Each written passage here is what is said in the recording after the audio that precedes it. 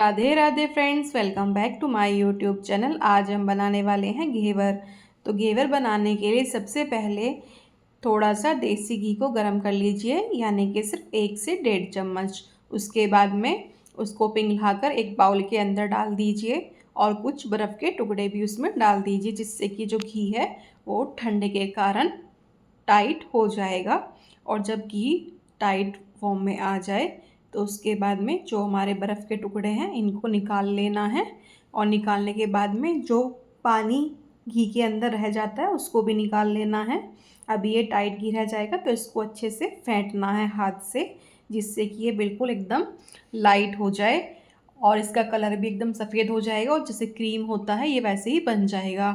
तो ज़्यादातर लोग क्या करते हैं, सबसे बड़ी मिस्टेक पहली यहीं पर ही करते हैं कि वो लोग इसको फेंटने में कमी छोड़ देते हैं। जैसे कि अभी आपको दिख रहा होगा कि अभी इसका कलर वाइट हो गया है और ये पहले से काफ़ी थोड़ा इसका जो क्रीमी फॉर्म में भी आ गया है, लेकिन अभी भी ये अच्छे से सेट नहीं हुआ है। तो अभी में इसको और भी ज़्यादा फेंटना है।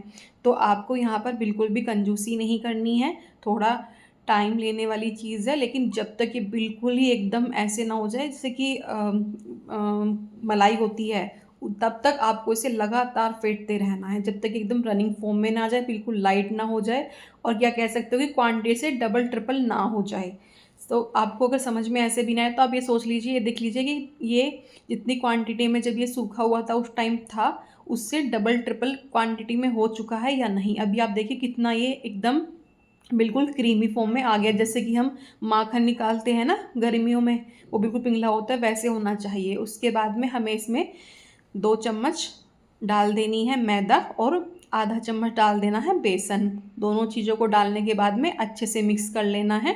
और एक चीज़ और भी है कि बेसन और मैदा और घी का आपका अंदाज़ा इस चीज़ से हो जाएगा कि यहाँ पर जो है सारी चीज़ें देख लिए आप कितने अच्छे से मिक्स हो चुकी हैं। तो मिक्स होने के बाद उनकी इस तरह से बाइंडिंग होनी चाहिए कि वो बिल्कुल भी मैदा और बेसन ड्राई ना रहें। जब तक वो बिल्कुल ड्राई रहेंगे तो समझो आपका जो घी है वो कम है, आपने जो घी बनाया है वो कम है। तो यहाँ पर इस चीज़ का भी आपको ध्यान रखना है कि अगर मैदा और बेसन ड्राई रहेंगे तो आपका जो घेवर बनकर तैयार होगा वो सख्त होगा। उसके बाद में ठंडा दूध लेकर आप इसमें डालते जाइएगा और अच्छे से विस्कर से विस्क करते रहना है। वीडियो काफ़ी लंबी हो जाती है, लेकिन काफ़ी सारे टिप्स होते हैं इसमें बताने के लिए, तो थोड़ा आगे पीछे हो सकता है। और इसमें थोड़ा सा आप नींबू भी ऐड कर दीजिए। नींबू से क्या है, आपका जो घेवर है वो स्पंजी बनकर तैयार होगा। और अभी इसकी आप फॉर्म देख सकते हैं, बिल्कुल एकदम लिक्विड वाला हो गया है। इसमें हमने आधा गिलास से थोड़ा ज़्यादा दूध जो है वो यूज़ किया और ठंडा दूध ही आपको यूज़ करना है। उसके बाद इस बैटर को छलनी से दूसरे बाउल में छान लेना है, जिससे कि इसमें बिल्कुल भी लम्स ना रहें। और कोशिश करनी है आप विस्कर से भी लम्स को अच्छे से निकाल सकें। उसके बाद में आपको छन्नी से छान कर भी सारे लम्स निकाल देने हैं और इसको बिल्कुल एकदम लिक्विड फॉर्म में लेके आना है। जैसे कि आप समझ लीजिए गाढ़ा थोड़ा दूध होता है ना, उस टाइप से आपको इसको बनाना है। तो इसीलिए आपको इसे अच्छे से बिल्कुल एकदम छान लेना है, इसमें कोई भी लम्स वगैरह ना रहे, वरना आपका घेवर सारा ख़राब हो जाएगा। और जितना ये बैटर मैंने बना के तैयार किया है, इसमें सिर्फ एक ही घेवर बन पाएगा। तो मैंने को सिर्फ एक ही बनाना था, बहुत ज़्यादा नहीं बनाने थे, वो भी आप लोगों को सिखाने के लिए, इसलिए मैंने यहाँ पर सिर्फ एक ही घेवर के लिए प्रिपरेशन की थी, बाकी मैंने नहीं बनाने थे। तो आपको जितने बनाने हो उसके हिसाब से ही आप क्वांटिटी उसकी, अगर आपको 2 बनाने हैं तो डबल कर दीजिए, 3 बनाने हैं तो ट्रिपल कर दीजिए। और जो लास्ट में इसमें थोड़ा लम्स वाला रह जाता है ना बैटर, उसको भी आपको अच्छे से छन्नी में छान लेना है। चम्मच की हेल्प से आप देख रहे होंगे मैं कैसे छान रही हूँ, वैसे ही छान लेना। और छन्नी के नीचे लगा रह जाता है उसको भी आप निकाल लीजिए और अच्छे से घोल दीजिए। वो ईज़िली घुल जाता है पानी में, उसमें लम्स नहीं बनते हैं। तो उसको भी आप घोल लीजिए अच्छे से, बिल्कुल भी छन्नी में लगा नहीं रहना चाहिए। और अभी आप कंसिस्टेंसी देख सकते हैं, बिल्कुल एकदम बढ़िया कंसिस्टेंसी इसकी बनकर तैयार हो चुकी है और घेवर भी हमारा बिल्कुल एकदम बढ़िया बनकर तैयार हो जाएगा। तो अभी घेवर बनाने के लिए बैटर जो है हमारा वो तो हो चुका है तैयार, तो इसको रख लेते हैं साइड में और चलते हैं घेवर बनाने के नेक्स्ट प्रोसेस की तरफ। तो यहाँ पर मैंने गैस पर रख दिया ये फ्राई पैन। तो आपके पास कोई ऐसा फ्राई पैन हो तो आप वो रखिए, ज़्यादा इसका चौड़े मुंह वाला ना हो, इक्वल हो, या फिर आपके पास कोई ऐसी इक्वल कढ़ाई हो तो आप उसको यूज़ कीजिएगा घेवर बनाने के लिए। लेकिन आपकी जो शेप है बर्तन की वो गोल ही होनी चाहिए। तो मैंने ये जो चायदान वाला फ्राई पैन होता है ना वो लिया है यहाँ पर, उसमें डाल दिया रिफाइंड। आप चाहें तो देसी घी में बना सकते हैं, लेकिन घी बनाने के बाद उसमें थोड़ा स्मोक का फ्लेवर रह जाता है, इसलिए मैं घी यूज़ नहीं कर रही हूँ, रिफाइंड यूज़ कर रही हूँ। और जब हमारा ये रिफाइंड ऑयल गर्म हो जाए उसके बाद में जो हमारा बर्तन है उसके चारों तरफ फैला लेना है, जिससे कि बिल्कुल भी घेवर चिपकेगा नहीं और जो चिकनाई है वो बर्तन के चारों तरफ अच्छे से लग जाएगी। उसके बाद घेवर बनाने के लिए मैंने यहाँ पर ये चमचा लिया है छोटे वाला, जिसको सर्विंग स्पून भी बोलते हैं, ये वो है। तो आपको यही लेना है, इससे ज़्यादा भी नहीं डलेगा, इसमें ज़्यादा आता ही नहीं है। और जब आपका ऑयल बिल्कुल तेज़ अच्छे से गर्म हो जाए उसके बाद में बूंद बूंद करके आपको डालना है। देखिए पहली मिस्टेक तो ये होती है जो मैंने आपको बताया था, आपको घी को फेंटने में दिक्कत आप करते हैं, और दूसरी मिस्टेक यहाँ पर होती है जब आप डालने में दिक्कत करते हैं, जिससे आपका घेवर जो है वो टूट जाता है या फिर अच्छा नहीं बनता है, कच्चा बन जाता है। तो यहाँ पर दो मेन मिस्टेक इसमें होती हैं। तो आपको क्या करना है, गैस की जो फ्लेम है उसको स्टार्टिंग में थोड़ा हाई रखना है, उसके बाद मीडियम रखना है गैस की फ्लेम को। अगर आपका ऑयल ठंडा हो गया तो भी आपका जो बैटर है वो नीचे तली में चिपकना शुरू हो जाएगा। आपने ज़्यादा डाल दिया तो वो तली में चिपकना शुरू हो जाएगा, या फिर एक जगह उसके गुच्छे बन जाएंगे, वो स्पंजी नहीं बनेगा, वहाँ से वो कच्चा रह जाएगा और वो खाने में बिल्कुल भी अच्छा नहीं लगेगा। तो ये दो ट्रिक मेन होती हैं घेवर को अच्छा बनाने के लिए। ठीक है, बाकी आगे और भी छोटे छोटे टिप्स मैं आपको बताऊंगी, वीडियो को पूरा देखना है आपको। देखिए इस तरह की चीज़ों में आप जितने अच्छे से टिप्स आपकी हेल्प करेंगी उतना अच्छा आपकी जो डिश है वो ऐसे आप जैसे वीडियो देख के बना सकते हो ना, कि जिसमें सिर्फ आपको रेसिपी दिखा दी गई है, उससे आप नहीं बना पाओगे जब तक आपको मेन टिप्स नहीं पता होंगी।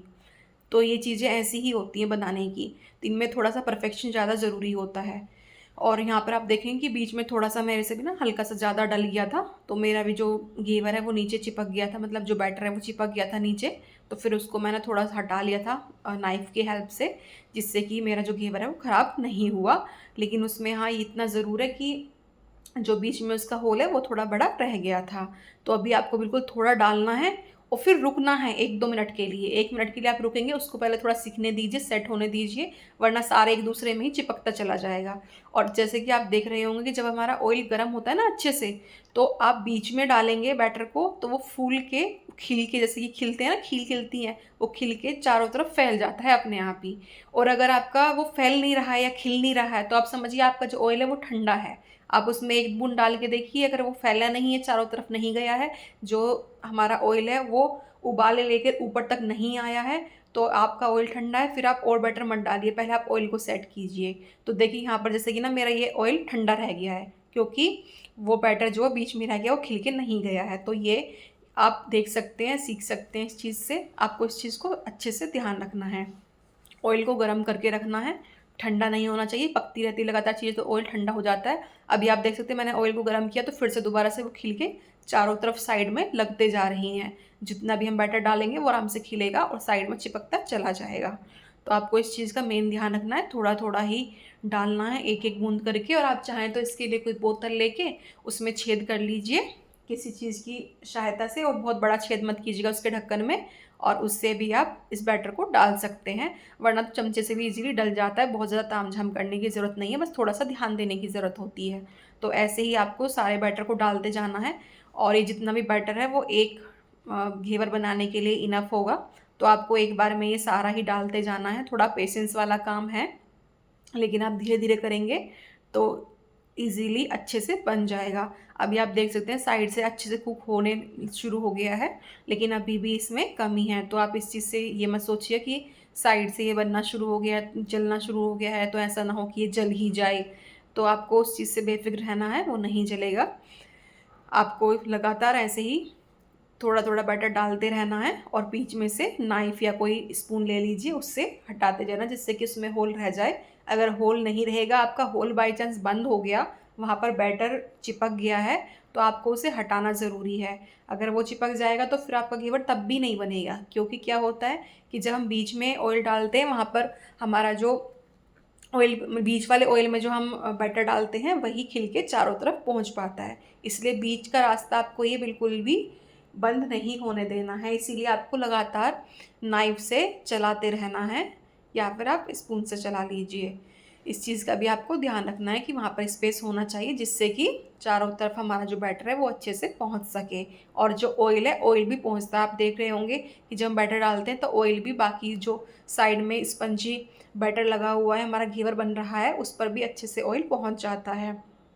तो अगर आपका बीच वाला ये बिल्कुल यहाँ से बंद हो गया, यहाँ पर बैटर चिपक गया, तो फिर ऑयल नहीं पहुँचेगा और फिर घेवर ऊपर से अच्छे से सिकेगा ही नहीं, सिर्फ नीचे से रह जाएगा। तो अभी जो है हमारा घेवर ऑलमोस्ट ये सिक गया है।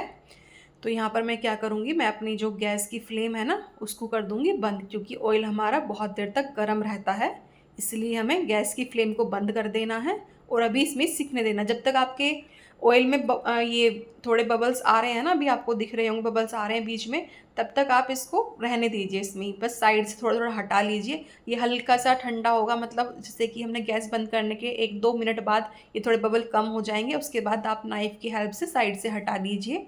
और कई बार क्या होता है, जैसे मोल्ड वगैरह होते हैं उनसे तो ईज़िली हट जाता है, बट ये स्टील का बर्तन है तो यहाँ पे इससे नहीं हट पाता है। या फिर हम कढ़ाई बनाते हैं तो मोल्ड क्योंकि ना, क्योंकि हम कढ़ाई में से एक्स्ट्रा भी ऑयल डालते रहते हैं मोल्ड की, अगर हम हेल्प लेते हैं बनाने के लिए, लेकिन यहाँ पर हम नहीं डालते हैं तो इसलिए साइड में थोड़ा चिपक जाता है, उसको हटाना पड़ता है। साइड से हटाने के बाद अभी आप देख रहे हैं कि वो थोड़ा नीचे चला गया है, सीख जाएगा, कोई दिक्कत नहीं, उसमें रहने दीजिए। इसको निकालने में आप जल्दबाजी बिल्कुल नहीं कीजिएगा। तेल गर्म होता है, उसमें कोई दिक्कत नहीं होगी, वो ईज़िली पकता रहेगा, उसमें जलेगा नहीं। लेकिन आप जल्दबाजी करेंगे तो कहीं हल्का फुल्का कच्चा रह गया, वो निकलेगा नहीं। अभी आप देख सकते हैं कि बीच में से इसमें थोड़ा होल इसका बड़ा हो गया है, लेकिन ये ईजिली मैंने स्पून से उठाया है, थोड़ा इसका रिफाइंड भी निचोड़ा है, तो ईजिली निकल के बाहर आ गया है, ये टूटा नहीं है। अगर आप जल्दबाजी करेंगे तो ये टूट जाएगा। अब चलते हैं यहाँ पर हम इसकी चाशनी बनाने के लिए। तो मैंने गैस पर कढ़ाई रख दी है। वैसे आपके पास ना अगर चौड़े मुंह वाली कढ़ाई हो तो उसका यूज़ कीजिएगा, क्योंकि उसमें हम घेवर का जो मोल्ड हमने बनाया है उसको डायरेक्ट डाल सकते हैं।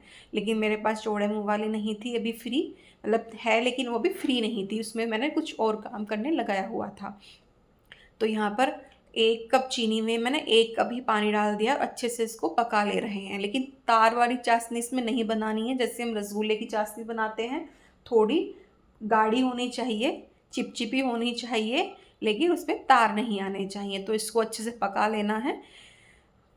डीपली मैंने चाशनी बनाने के बारे में अपनी और भी जो मैंने रसगुल्ले बनाने वाली रेसिपी बनाई थी रसगुल्ले वाली, उसमें बताया हुआ है अच्छे से चाशनी बनाना, तो आप वहाँ से भी देख सकते हैं। तो चाशनी बन गई है, इसलिए मैंने गैस को बंद कर दिया है और अभी हम प्लेट में ही रखे हुए घेवर के ऊपर चाशनी को फैलाएंगे, क्योंकि हमारी कढ़ाई नीचे से अंदर से गहरी है, तो पूरा घेवर उसमें आ नहीं पाएगा, और आज में हम अगर डाल भी देंगे तो सिरप कहाँ से डालेंगे, इसलिए हम जो हमारी चाशनी है उसको हम प्लेट के अंदर ही फैला लेंगे अच्छे से। और घेवर बहुत ज़्यादा मीठा होता नहीं है, आपने देखा होगा, तो इसलिए बहुत ज़्यादा मीठा करने की ज़रूरत नहीं होती। बस जितना भी इसका स्पंज है उसमें अच्छे से ये भर जाए। आपको चारों तरफ अच्छे से फैला के डालना है, किनारे किनारे भी, इवन बिल्कुल भी रहना नहीं चाहिए। तो एक बार मैंने अभी इसमें पूरे में चाशनी फैला दी है, और जो चाशनी इसमें प्लेट में आ गई है उसको वापस से निकाल के मैं कढ़ाई में डाल दूँगी और एक बार फिर से फैला दूँगी।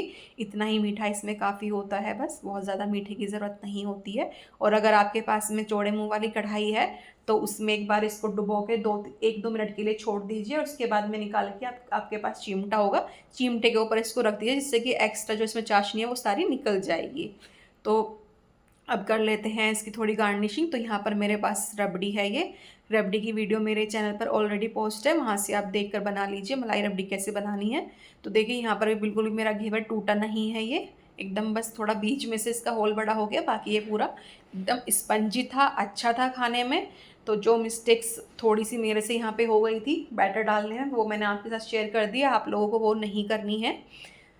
तो अभी हम इसको रबड़ी को ऊपर से अच्छे से फैला लेते हैं, और रबड़ी फैलाने के बाद में थोड़े से ड्राई फ्रूट से गार्निश भी कर लेंगे। आपको अगर वीडियो अच्छी लगी है तो वीडियो को लाइक कीजिए, चैनल को सब्सक्राइब कीजिए और बेल आइकन को प्रेस कीजिए, जिससे कि आगे आने वाली वीडियोस की नोटिफिकेशन भी आपको मिलते रहें।